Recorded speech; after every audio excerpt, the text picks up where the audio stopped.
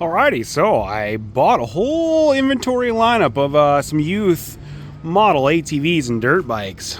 These are technically Chinese-made ones. It's a SyxMoto brand, like the company's like Ice Bear ATV. This business had been kind of pitching me for the last few months about some youth models. I was like, you know what, I'll just roll a dice on some of these and see what they're like. Profit margin on them seems pretty good, so usually on these Chinese ones they kind of seem to be junk. But I thought, they claimed they seem to be pretty high quality. Honestly, I feel like they kind of are. I'm overall kind of impressed with them so far. So we'll rewind a little bit here and we'll put some of these together out of the box, and then we'll go drive a bunch of them, see what they're like, give you my impressions, what they feel like, test some top speeds. So what we got here, we got like a little 70cc automatic ATV. I've got a couple of these 125 four-wheelers. These are a 3-speed foot shift. And there's also a 150cc ATV there too, also a 3-speed foot shift with reverse. The 125s also have reverse. Dirt bikes, we've got a 140 bigger frame 4-speed manual, 125 4-speed manual in the same chassis, and then we've got a little smaller chassis 125 fully automatic, and a little 60cc fully automatic dirt bike. So on this pallet, we've got 3 dirt bikes. There's 2 bigger ones, a 140cc and a 125, bigger frame, and then a little 60cc as well. And then we've got 2 70cc ATVs. We've also got a couple 125s that we're going to put together and a couple other sizes and stuff. So we'll pull these things open, see what these crates look like, see what it takes for installation and assembly, and see if they start up. Got a couple of the dirt bikes unboxed here, so they're crated up pretty well. Looks like this is the 140. Looks like we're going to put together some forks, rear shocks, some tires, handlebars. Looks to be about the same. Front fender looks like about the same story on this 125. So it looks like on these things, handlebars were half assembled and stuff. Looks like clutch cable still needs to be hooked up, and those are kind of laying down to the side, as well as brackets for the handlebars. Seem to do the same way on the 125 and the 140. And looks like we got to put rear shocks in for sure. Oh, they don't really come with much of a instruction manual, just an owner's manual, so it's kind of guessing on how they go together, but everything can only go in one spot on them. Pulled some decals off of this one here quick. So we got the handlebars installed. We do have to install the forks on them, so we're working on that. Pull some decals off this one. So this one's kind of a red and black color scheme. Things you could get them in like this red and gray, or the teal and black, or I think they came in like a black and a pink also. We'll keep plugging away at this thing. Hopefully get them started up here pretty soon. After the forks are installed, we got to put the tires on. Front tire anyway, so we got to install with the bushings, and then one big long bolt holding that guy on, and then it looks like we got to install the brake caliper on these as well as another shock cover. Both of these 125 and the 140 have kickstart and electric start. Battery needs to be hooked up as well. Basically just one bolt holding the seat on there, and underneath the seat we got our battery and air filter location and stuff. So pretty easy to get to everything on these actually. We'll hook that up stuff too, and hopefully they crank over. All right, they're standing on their own again. So I had to install the rear shock. That just bolted in pretty simple. I had to install the rear brake. We still have to add front fender, as well as there's like a little brake disc guard and stuff on these, and then put some gas in them. That should be about it. They should have oil in them already. We will double check that. Yep, we've got oil in there, so batteries are hooked up and they crank over. So should just need some gas here in a little bit and see if they fire up.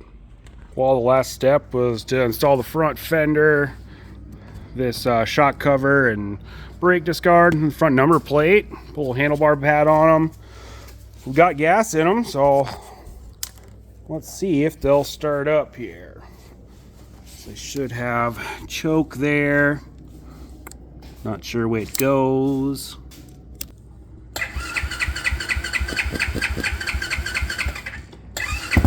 Oh, we got life.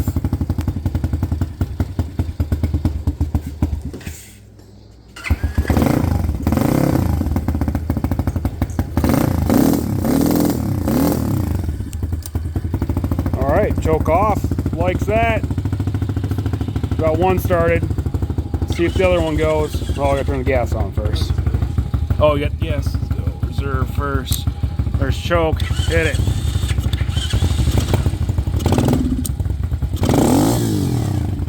We got two of them. Got a couple dirt bikes put together, so it's time to start on one of these four-wheelers. So this is one of the little 70cc ATVs, and it's pretty well created up the same as the dirt bikes. So it looks like pretty similar story. We're gonna have to put some tires on it, probably do some handlebars, maybe a few other little things, but we'll get this uncrated and then unwrapped and start tearing into it. Got this partially unwrapped here, and it looks like all the tires are off of it. So let's install the front and rear tires. It's got them bolted down to this frame underneath. Handlebars look fully assembled. But basically we just need to bolt those down to the steering column. Looks like we got a front bumper that's in place down there. And maybe we have to install some shocks or something too. Not too much assembly on these, a little less than the dirt bikes. Okay, we got it up on the lift here. So this one, the rear shock and stuff is installed. Looks like we got to hook the battery up.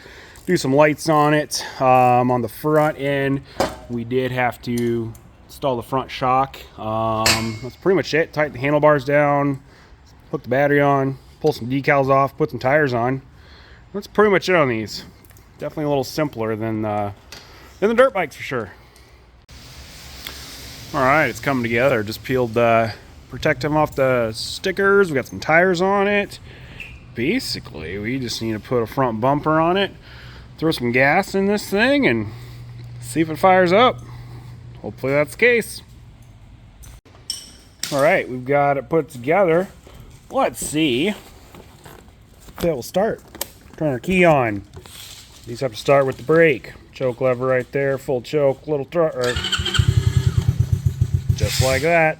I'll take that choke off. Ooh. Perfect. Ow. Sweet. Runs, it drives. Well, assuming it drives. We'll have to try these out here in a little bit.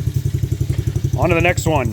So we're gonna put one more four-wheeler together. So this is a little 125, like 3-speed. Looks like it's pretty similarly created to the other ones. Pretty similar job, looking like handlebars, tires, probably some suspension stuff. Hook up battery, a few little things like that. But we'll get this unboxed and get this thing unpackaged and see what this one looks like too. So this is what it looks like unboxed there. So yeah, we're definitely put some tires on it. Handlebars look to be pretty much assembled and everything. Should just need to pop those onto the steering column, kind of like the other stuff. Suspension. Looks like that's unbolted and kind of sucked up, so I have to assemble that. Oh, looks like we got a tie rod to do too. So, a few little things, nothing too crazy. Got it up on the forklift here, a little better look at it.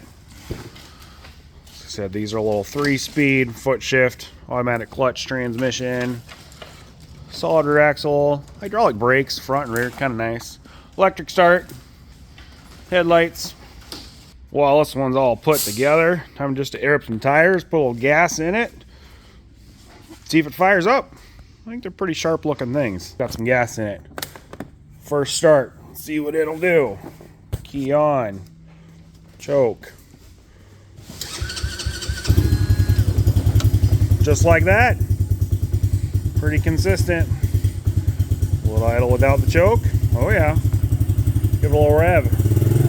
Oh, we got to adjust the throttle. Like these things, they come, throttle's adjusted all the way in. So we'll have to adjust that, but other than that, ready to go. All right, let's take these things for a ride. We'll start off with a little 70 here. So yeah, no reverse, fully automatic. We'll go for a little lap here. These are not a CVT. I think they've just got like a little centrifugal clutch in there. Kind of like the little go-karts and stuff.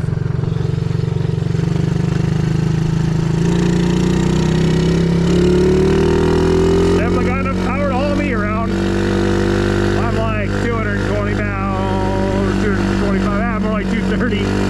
It feels like all the name brand stuff too. Sometimes with these Chinese machines, it feels so vibrate. Like they feel like, I've had some of like the Towers before in the shop, and they just feel like they're gonna vibrate to death when you drive them around. But it's not so much. Brakes, front brakes, rear brakes. I like the hydraulic brakes. That's super nice. Like, I've got a couple of Polaris 50 Outlaws that my kids use. They've got the drum brakes on them. One of them, the drums work okay. The other one, I put new drums on it and stuff, and it still just hardly wants to stop. Where these hydraulic brakes are super nice, especially for kids that, you know, aren't very big. It doesn't take a lot of power to grab them and lock this thing up. All right, we'll just go down the sidewalk here, see what we got super speed. All right, here's full throttle.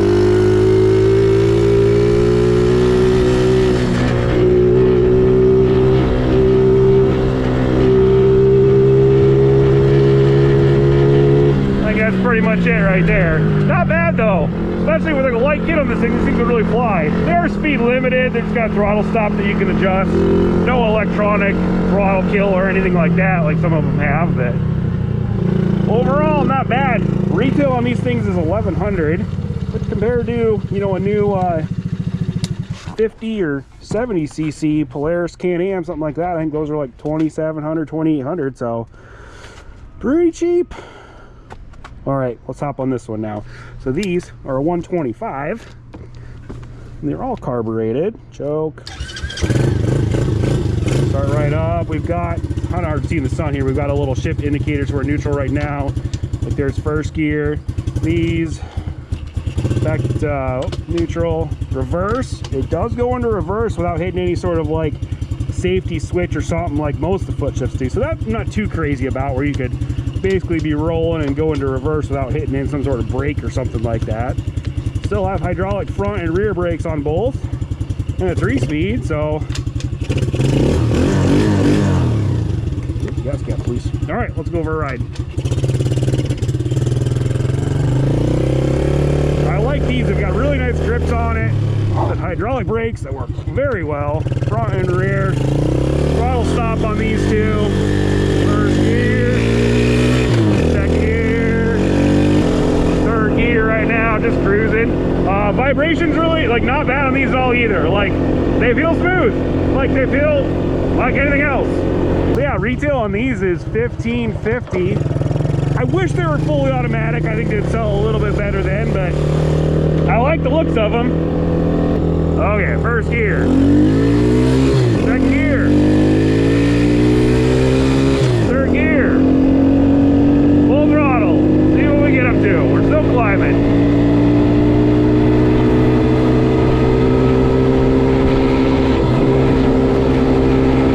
That's pretty much it there. Not bad though. Like I said, for my weight and size, they're kind of fun. They've got nice tires on them too. I like the Bighorn style tires on them. Some of these Chinese ones come with real cheap looking tires and stuff too, and these look pretty modern still. Like suspension wise, I'm bottoming it out a little bit on some of the bigger bumps just because I weigh a decent amount, but it rides smooth. And like, feels about like what you'd expect. Transmission shifts smooth too, so can't really complain. Woo, hit this bump.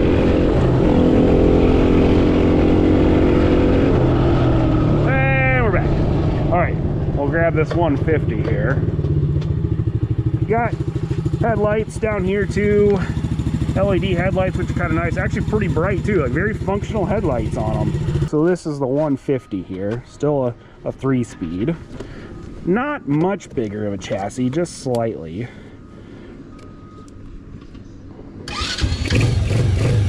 Still has the same indicator there. Pretty similar operation. This one feels to be a little bit more cold-blooded, which I think it technically has a different brand of engine in it compared to the 125s. 125s don't seem to be cold-blooded at all. This one definitely has a little hesitation in the throttle. Once it seems to warm up, it seems just fine, but it definitely likes to choke a little bit. All right. Go for a little drive on this one too. This one's kind of meant to be the utility edition version. The seat's definitely softer on this one. A little more cold-blooded. Transmission doesn't shift quite as smooth as the 125. Personally, I'm not quite as big a fan of these. I don't think they're going to be that great of a seller. They're just kind of an odd size. Like retail price on this one's $2,150. And you know, for a 150cc two-wheel drive, like, I mean, it's still another name brand model, but it's still starting to get on the big side. I think a kid that's riding this is probably just going to want something, you know, a 300 or 400 cc four-wheel drive machine for something utility-like. Hydraulic brakes, they work very good still. First, so these have functioning headlights and stuff too, which are nice. All right, we'll go take it for a top speed. These definitely feel a little bit more vibraty than the 125s. Feel a little more Chinese-like. The 125, even at 70, honestly, they don't feel much different than all the name brand stuff. And I've had every make and model, the 50s and 90s and 110s and stuff. This one, you do feel a little more vibration in the seat, kind of in your legs and stuff. So, okay, we'll do a little top speed run on this. Okay, first gear, second gear, third gear, full throttle.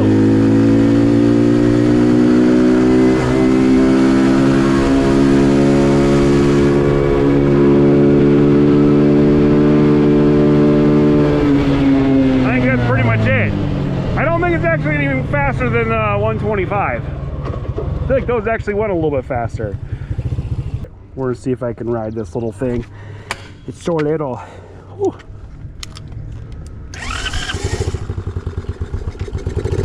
These are fully automatic. We do have rear brake, front brake that are hydraulic, electric start only.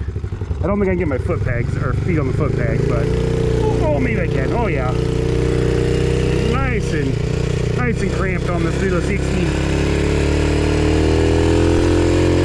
You know, these things, retail on this is 800 bucks. And I mean, I feel like for this price, like, they're actually a pretty good build. Automatic, like, frame and chassis and stuff, they feel good. Grips and the brakes all, you know, work really good. Motors start up nice, they're smooth and quiet. Exhaust have a little bit of note or a little tone to them, which kind of sounds pretty good. Oh, all right. Full throttle there. Oh, I think it's got a little bit more speed in it. Let's go down the road here. Look like an idiot. Wide open.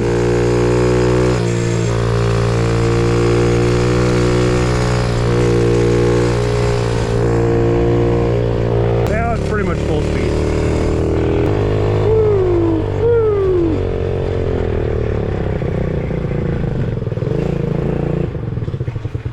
Alright, so this 140, this is a 4-speed manual, full clutch, electric start still. So the biggest thing I've noticed on these from my first impression is I'm so used to clicking down for first gear, but it's 4 up on these. Hydraulic front and rear brakes. We do have a kickstart on these as well. Go for a little drive.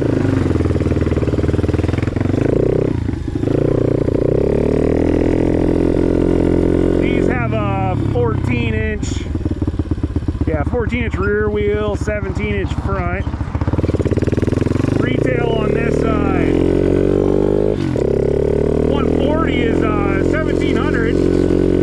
I'm not much of a dirt bike guy, so I can't really compare them too much, but I can't really complain on this thing. Like, it feels good. Like I said, grips feel nice. Like, comfort-wise, good. I kind of wish the seat was a little bit softer, but I think that's the nature of all motocross bikes and stuff.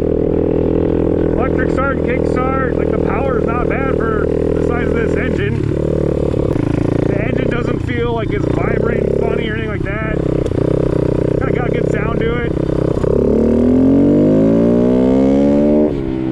Alright, we'll go down the road here and see what we kind of get up to for speed on this thing.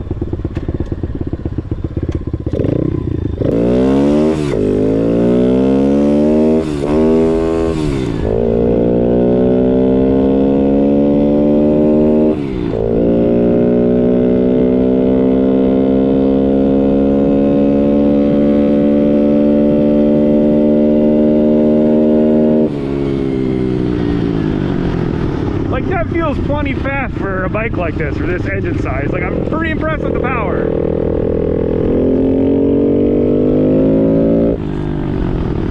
I don't think it would handle a motocross track necessarily, but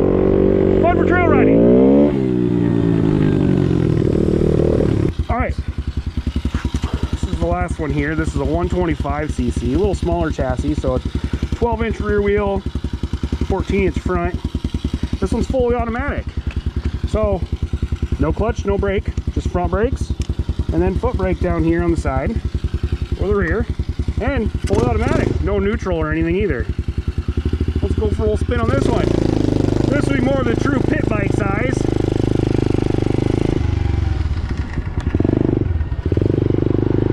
The overall impressions, it's pretty much the same as the big bike as far as like, you know, comfort and the grips and just like vibration of the engine and stuff. Even then, you know, exhaust sounds pretty similar too, which I like. It's a nice Camaro. You know, for somebody just beginning out, it's kind of nice. Get the feel of how to ride the bike, but not worry about shifting.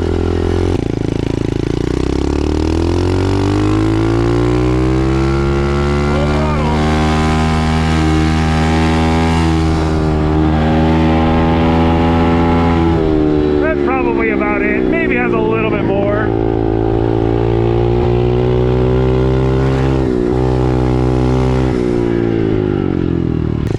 Yeah, retail on these little ones, these 125s, are $1,100.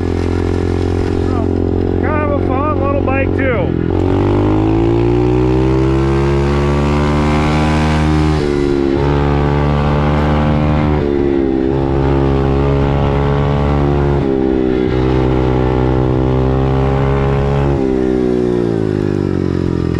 All right, well, overall, kind of a fun new little addition to stuff to sell. So follow along, might do a little follow-up on how these things are selling and, you know, what sells and if I'm gonna keep doing this kind of stuff or not, or maybe expand this line of newer off-brand-ish stuff and kind of do something a little different than just the used machines for a while. All right, see you on the next one.